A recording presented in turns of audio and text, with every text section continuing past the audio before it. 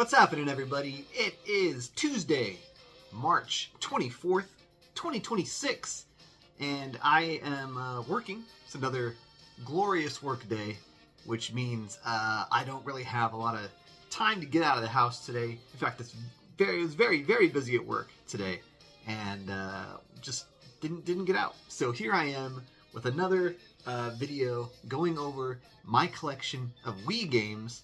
I have quite a bit. And I'm now going to get through some titles from the letter E all the way to the letter K. Yeah, super excited to check these out. Are you excited to check them out? I think you are.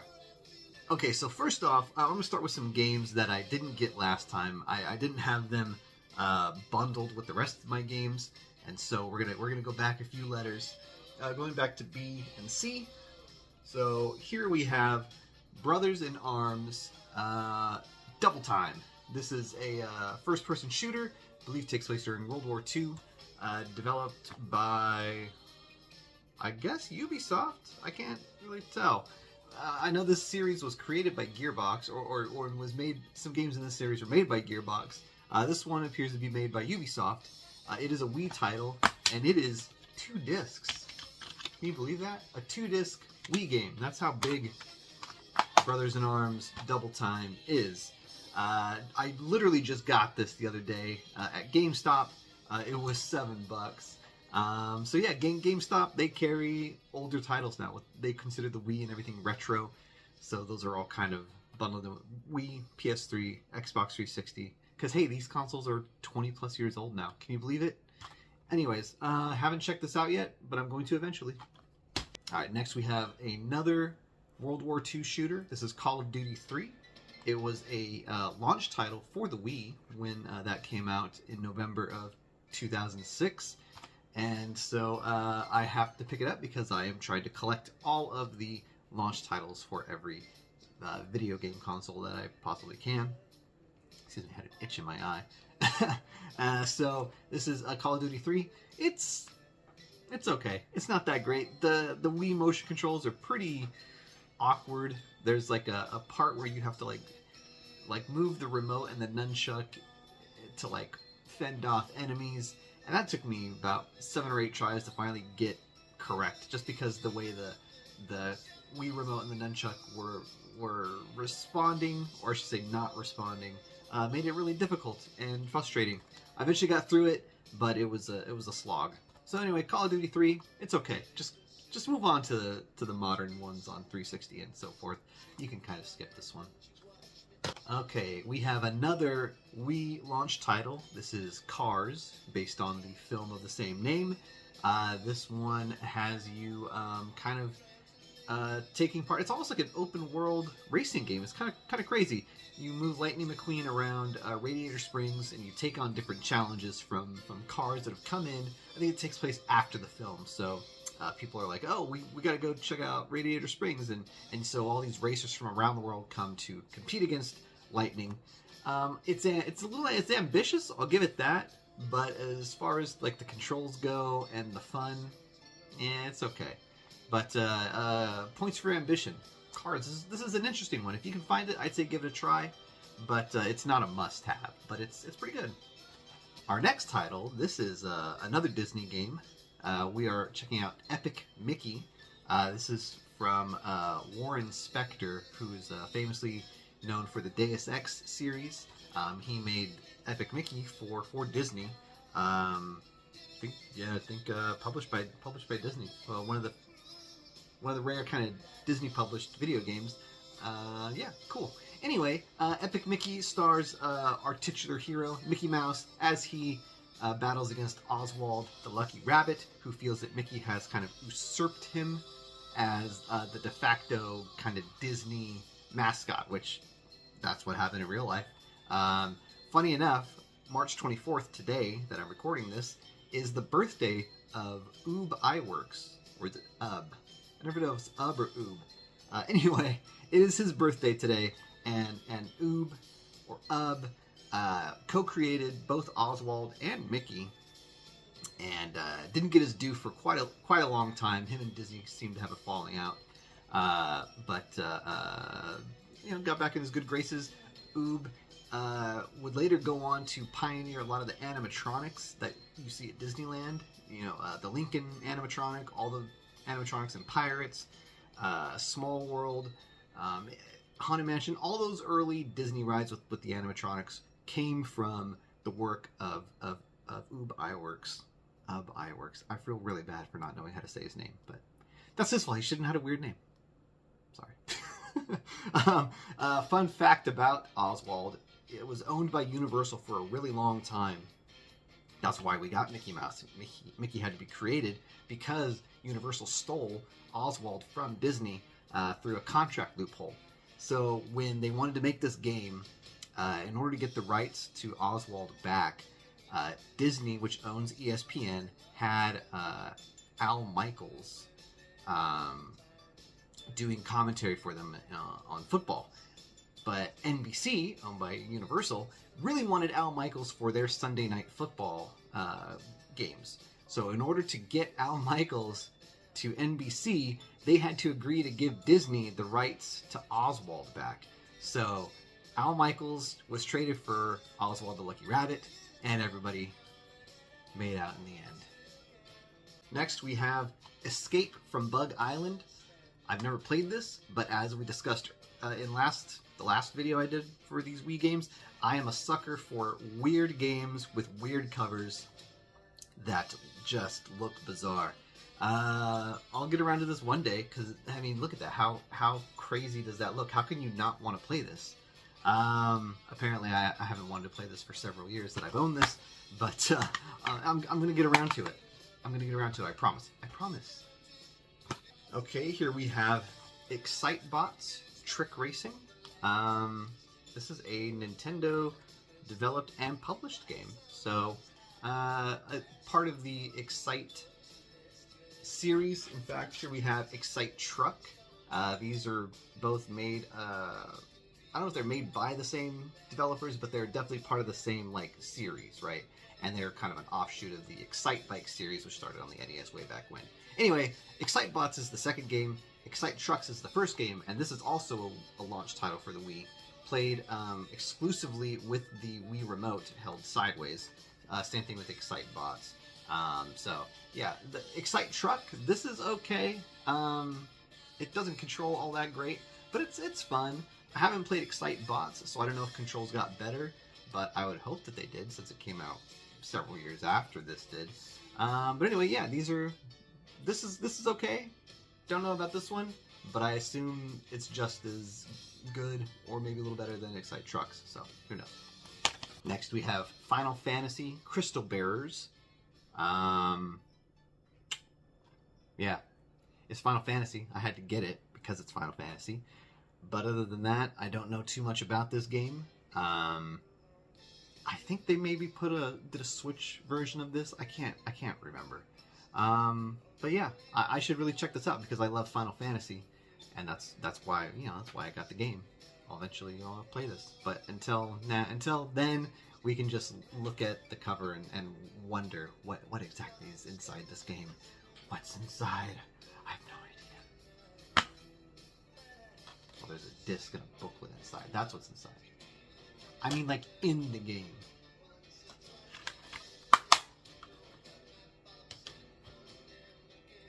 Next we have Fortune Street. This is I believe a long-running series in Japan. It's a board game, digital board game that is from Square Enix. Well, I think at the time it was just Enix. But anyway, now they're Square Enix. Anyway, so this is the Wii version, and it added, as you can see, Nintendo characters. We got Mario, we got Donkey Kong in there. I think that's... Oh, Yoshi's up here, a couple other guys. Anyway, so the slime from Dragon Quest. This is something, again, I've never played this one, but I knew just by like how crazy the amount of characters was in this, it would be very expensive one day. I don't know how much I actually got this for. Oh, so we got a receipt right in here. Let's see. I got this for $10. I got this for $10 at GameStop back in 2017. So in 2017, this was $10. I don't know how much it goes for now. I imagine much more than $10. Yeah, so I probably made out like a bandit. My fortunes were smiled upon that day for getting this for $10. So here we go, Fortune Street. Here's one that I will probably never play, and this is G-Force, based on the film of the same name about these like secret agent hamsters. I bought this for Enid way back in the day. We were at some retro game store, and I let her pick out a game, hoping she would pick something like a Mario game or something of interest. But she saw G-Force and was like, "That's the one I want." So we got it. Now, did she play it? No. But we got it, so maybe one day. Ooh, here's a game I really like. This is Ghost Squad. This is a on-rails shooter where you use the Wii Remote as like a gun. Like imagine those arcade games like Lethal Enforcers or House of the Dead, where you point the gun at the screen and you shoot. Well, this is the same idea, except it's the Wii Remote and you shoot with the Wii Remote. This game is a lot of fun. Super short, like it's an arcade game, so you get done with it really quick. So the whole fun about this is there's different pathways to take, so you can try to like take a different path each time you play through. You try to do better each time. Not the greatest game ever. In fact, I think I maybe bought and sold this like 3 or 4 times. Finally just have the copy now, and I don't expect to ever get rid of it. So yeah, we got Ghost Squad. This is a fun one. Check out Ghost Squad on the Wii if you never played it. This is another one that I got for Enid while we were out at a retro game store. This is Go Diego Go, Great Dinosaur Rescue. Now, she did play this one. She didn't really care for it. The controls are a little awkward, as you might imagine with most Wii games. In fact, as you can see, it is played with only the Wii Remote. There's no control, like nunchuck thumbstick control. So, and the girl was by the time she was playing this, she could like use a controller to move around. So when she couldn't do that, I think she got really like confused and frustrated, and just didn't necessarily care for Go Diego Go. But yeah, I'm gonna hold on to this because I got good memories of Enid playing it. When she wasn't frustrated. Here's a good one. GoldenEye 007, the remake of the Nintendo 64 game, the classic Nintendo 64 game. This is obviously a Wii version. Updated graphics, updated controls, and I believe it features Daniel Craig. Maybe? Yes, featuring Daniel Craig as Bond. So, yeah, this was great. Not the best shooter of all time, but certainly one of the better shooters on the Wii. In fact, as you can see up here, you can even play it with regular controllers. The Wii Pro controller, or the Wii or the GameCube controller, because you can plug GameCube controllers into the console itself. Really fun game, really great remake of GoldenEye. I know everybody says, "Oh, you got to play the 64 one."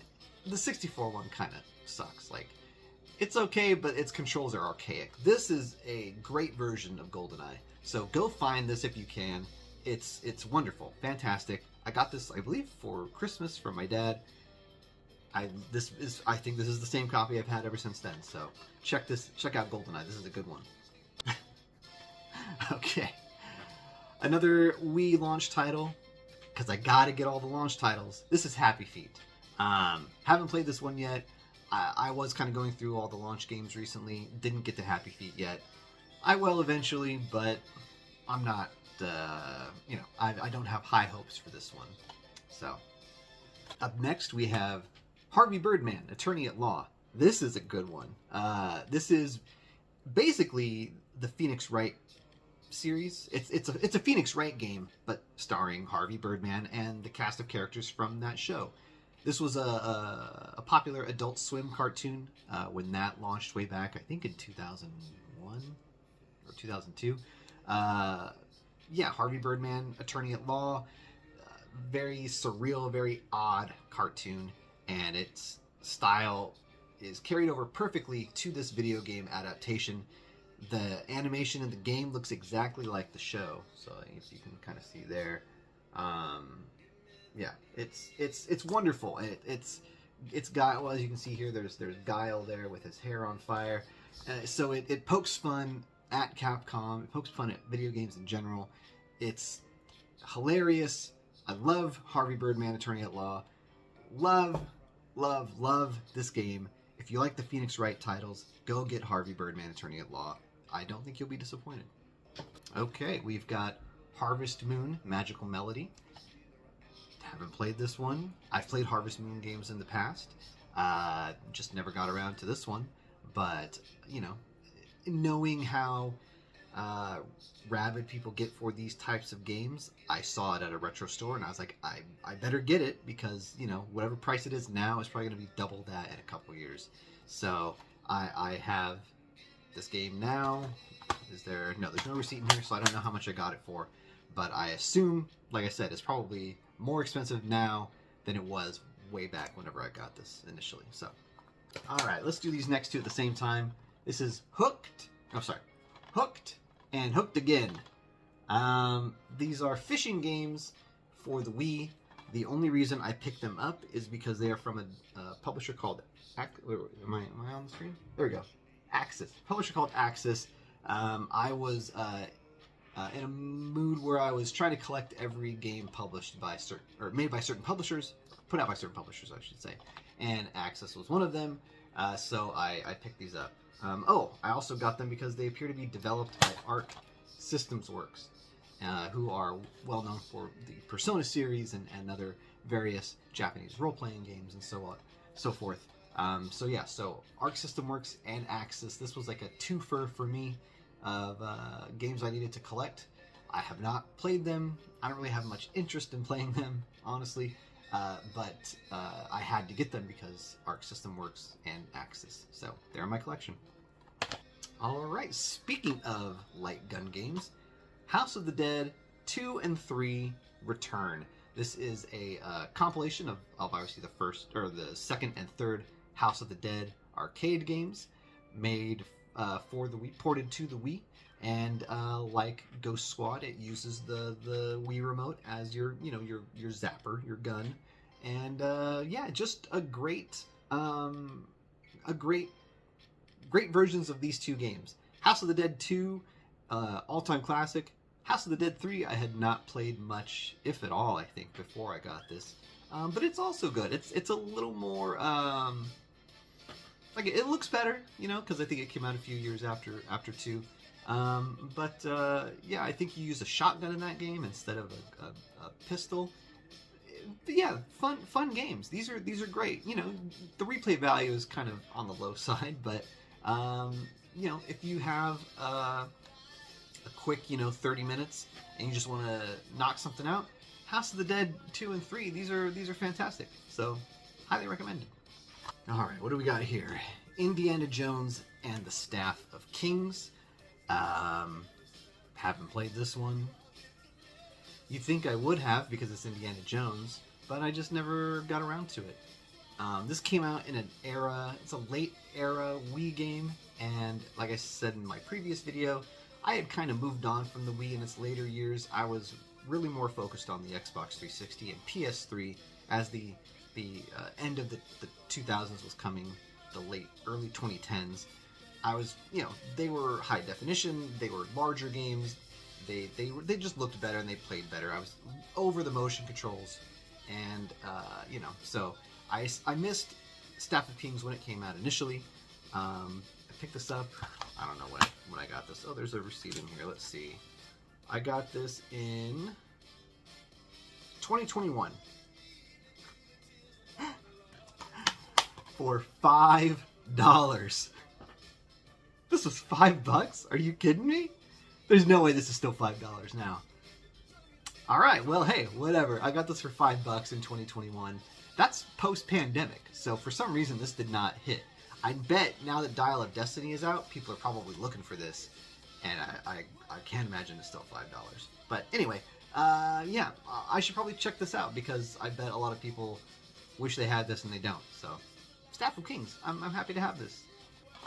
This is Jeopardy! The video game. Why did I get this? Because I love trivia. Because Kelly loves trivia. So we used to play this quite a bit when we got it. I think I picked this up at Target real cheap, brand new. Like, you know, it was probably the mid 2010s when I got this. I want to say it was almost like 2011 maybe 2012. So maybe early 2010s. Anyway, what's funny about this one? I have a funny story for this one. We played through it, we got through, and then when you finish a game, like the credits roll, right? And it has little me pictures of the staff who worked on the game. It's pretty cool. It was nice. And I got to one, and I was like, man, that me looks a lot like a dude I used to work with. And so I think you could like somehow stop the thing or click on the thing, and it would tell you like who it was. And the guy's name was Will Short. And I was like, Short? That's the same last name as a guy I used to work with at the video store. And so I texted, I was like, hey, I just was playing, Jeopardy for the Wii, and there's a guy in there named Will Short. Do you have a family member named Will? And he was like, yeah, Will Short's my brother, and he does work in video games, and he did work on Jeopardy. I was like, that's nuts. So yeah, I kind of know a guy who worked on this game. So neat stuff. All right, what do we got next here? Just Dance Kids 2014. Got it for $2.50. All right. Another game that I picked up for Enid.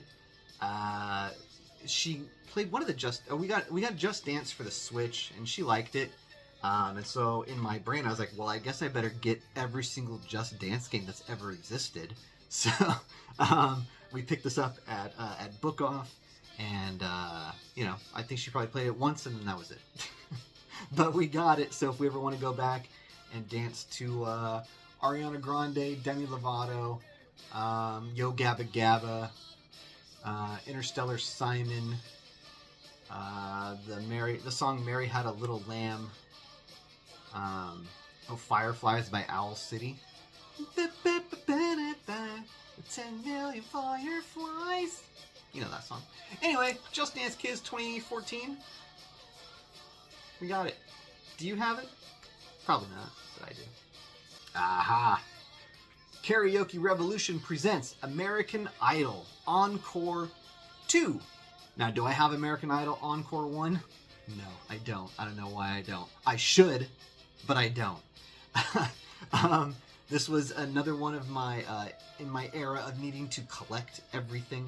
I was like, well, I like karaoke, so I'm going to go out and get every single singing game that I could possibly find, and this was obviously one of them.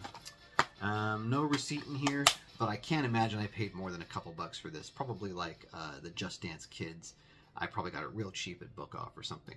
So anyway, what does this have on here? We've got nothing. It doesn't say what any of the songs are on the back of this box. So no idea what's on here. I don't even know if I've ever thrown this in the Wii. But yeah, I'll check this out one of these days. Alright, and our last game for this video is another Karaoke Revolution game, Glee. I believe this is Volume 1. We have Volume 2, so that'll be the next video. Spoiler. This one has songs on the back. What do we got here? We've got Bust a Move. Oh, Defying Gravity. Timely Now. Don't Rain on My Parade. Don't Stand So Close to Me. Don't Stop Believin'. Oh, hey, fun one. Back when I used to do new game releases videos, and I would go over the notable titles. One week, I highlighted the Journey video game. So way back in the 80s, the band Journey had a video game, and to kind of highlight it in that video, I had Enid sing the song using this game as, the karaoke, and I put her in like a jean jacket and like tied a headband around her head, and had her sing this, sing Don't Stop Believin' while like an image of the game like played in the background. It was very cool. I was very proud of the way it came out. If you want to watch it, it's on the channel somewhere. Go find it. it's so cute. She's a lot younger. I think it was like the probably like 20. It was probably like 2021. Anyway, I think I'll look. Anyway, Glee Karaoke Revolution. It's just singing. You know, it is what it is. You like karaoke, you sing it, and there's, you know, while you do it, there's like pictures of the Glee kids, and I think a lot of the songs are kind of like the Glee arrangements. So anyway, we were also very big into the Glee TV show about 6 or 7 years ago. Kelly and I watched the entire thing from start to finish. We would watch like 4 or 5 episodes a day. We just like power through it. That was probably like the last TV show that I like binged all the way through. Now I've kind of, you know, I catch a show whenever I can. Like we just started that new Jury Duty season last night. There's 9 episodes or 10 episodes. It's going to take us like 7 months to watch all those probably, so. Anyway, yeah, so Glee, Karaoke Revolution. Check it out if you like Glee or if you like karaoke. Well, thank you for watching today's video. Like I said, I'm not going out anywhere today. This was a very busy work day for me, and I just couldn't get away, and I want to spend some time at home because I feel like I've been neglecting my home time by doing a lot of these outside things, and I got to spend time with Enid and Kelly.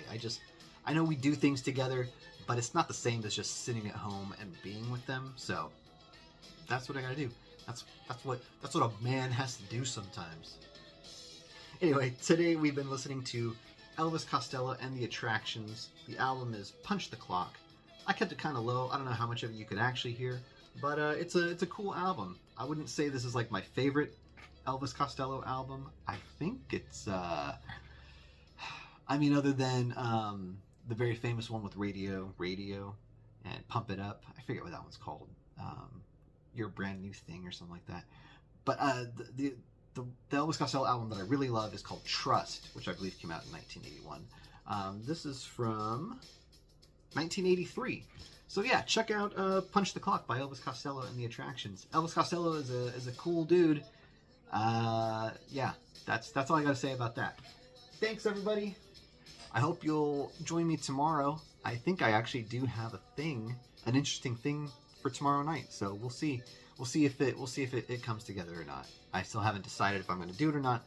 But yeah, what a great tease for tomorrow. I might do a thing or I might not. All right, bye everybody.